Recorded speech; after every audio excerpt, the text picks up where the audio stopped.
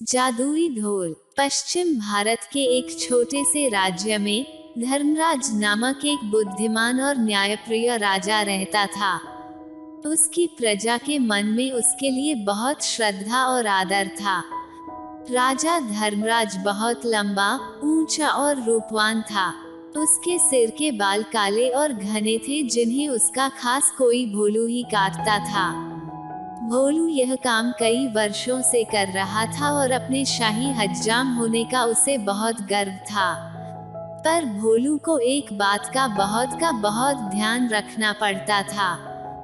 जब भी वह राजा के बाल काटने जाता, उसे याद रखना पड़ता कि वह राजा के साथ बिल्कुल अकेला हो।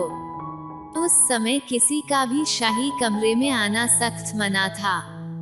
बात दरअसल यह थी कि भोलू राजा के बारे में एक राज जानता था।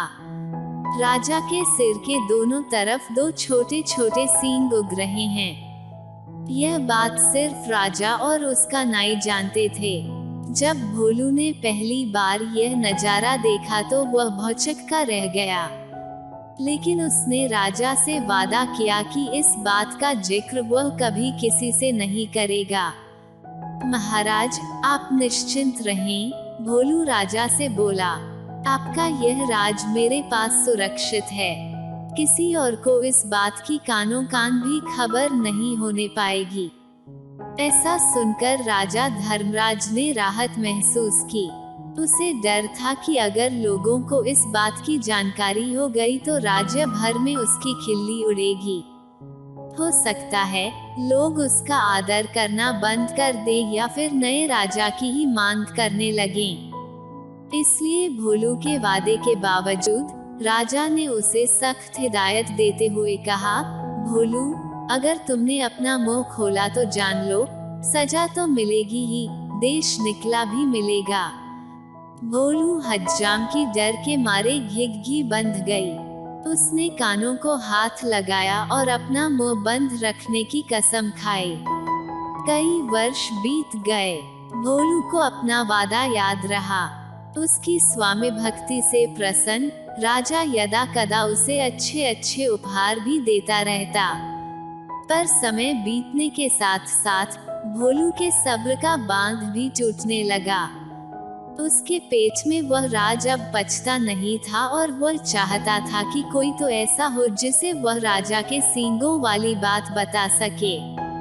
लेकिन राजा की चेतावनी उसे चुप रहने पर मजबूर करती थी। एक दिन भोलू राजा के बाल काटकर महल से लौट रहा था और रास्ते भर उसके सींगों के बारे में सोचता रहा। भोलू का घर एक छोटे से जंगल के उस पार था। ऊंचे ऊंचे पेड़ों और लटकती बेलों के बीच में से धीरे धीरे चलता हुआ भोलू जब थक गया तो सुस्ताने के लिए एक घने पेड़ के नीचे बैठ गया।